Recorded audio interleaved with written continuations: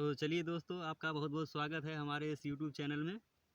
आज हम आ चुके हैं अपने चने की फील्ड में। आज हम आपको इसमें कुछ दिखाने वाले हैं। जैसा कि देखिए, जब हमने इसको नीचे से उखाड़ा तो इसमें जो बीज पत्र है वो ज़मीन के नीचे ही है। इस जर्मिनेशन को हाइपोइल जर्मिनेशन कहा जाता है।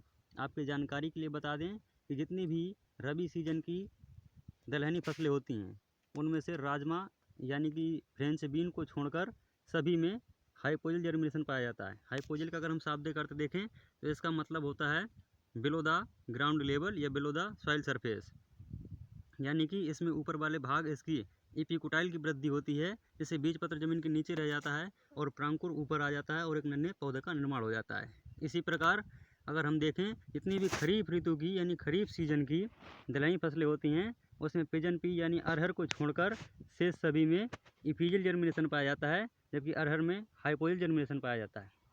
तो इपीजियल जर्मिनेशन का मतलब क्या होता है? इपीजियल जर्मिनेशन, अगर हम इपीजियल का शाब्दिक अर्थ देखें तो इपीजियल शब्द का शाब्दिक अर्थ होता है अबव द ग्राउंड लेवल या अबव द सॉइल सरफेस, यानी कि इसके नीचे वाला पोर्शन जिसको हाइपोकोटाइल बोलते हैं उसमें वृद्धि होती है, जिससे बीज पत्र जमीन के ऊपर आ जाते हैं और फिर इसके बाद परांकुर से एक नन्हा पौधा का निर्माण होता है। इस प्रकार के जर्मिनेशन को भूमि उपरेख या इपीजियल जर्मिनेशन कहा जाता है। तो चने में हाइपोजियल पाया जाता है यानी अधोभूमिक अंकुरण।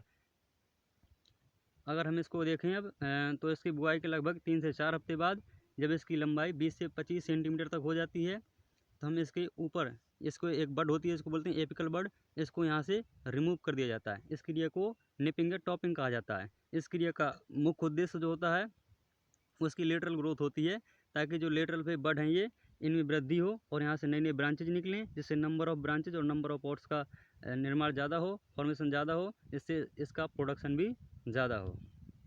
और आपने कभी न कभी तो इसका साग ज़रूर खाया होगा, गांव में बहुत प्रचलित है, जिसको भाजी के नाम से जाना जाता है। इसमें आपने कभी न कभी खाया होगा तो इसमें खट्टेपन का एहसास आपको हुआ होगा। चलिए आपको जानकारी दे देते हैं कि इसमें खट्टापन क्यों होता है। तो अगर आप इसमें देखेंगे पत्तियों में तो बहुत छोटे छोटे महीन से पतले पतले सफ़ेद कलर के कांटे की जैसी संरचनाएं पाई जाती हैं, रोए जैसे पाए जाते हैं।